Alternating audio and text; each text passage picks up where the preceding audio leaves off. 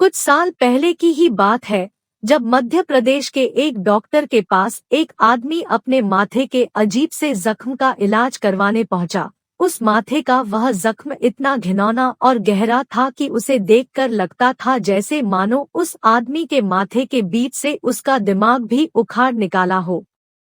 उस डॉक्टर ने बहुत कोशिश करके उस घाव को भरने के लिए उसे स्टिच करने की, और डॉक्टर की हर कोशिश नाकाम रही। तभी एक दिन इलाज करते हुए डॉक्टर ने उस मरीज से यूं ही पूछ लिया, कहीं तुम अश्वत्थामा तो नहीं?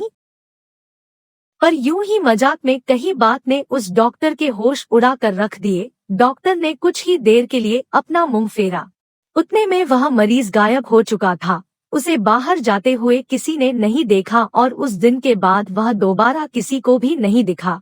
अश्वत्थामा का आज भी हमारे बीच होना उस महायुद्ध के अनगिनत रहस्यों में से एक है।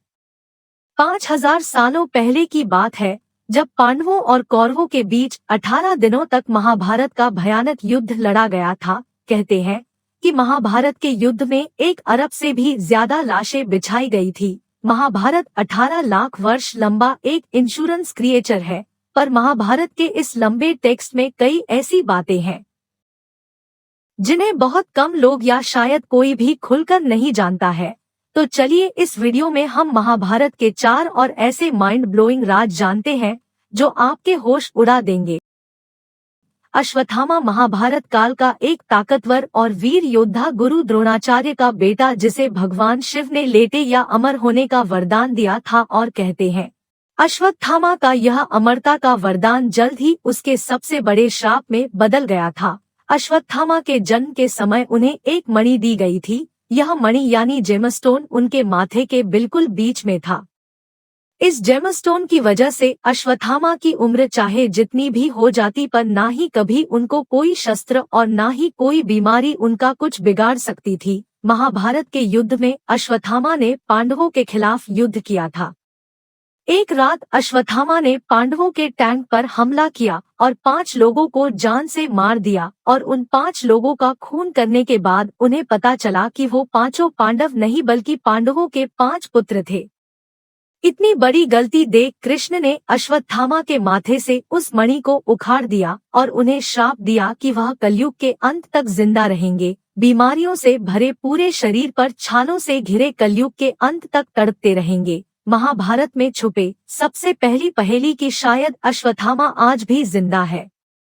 अब आते हैं महाभारत के दूसरे राज पर। महाभारत की जंग में कई लाशें बिछी थी, पर उनमें से किसी एक लाश के साथ कुछ ऐसा हुआ था जो आपकी और हमारी सोच के काफी परे है। ये कहानी शुरू होती है एस्ट्रोलॉजी से। सबसे छोटे पांडव सहदेव ने एस्ट्रोलॉजी को देखकर तय किया था। सहदेव को दिव्य दृष्टि का वरदान मिला हुआ था।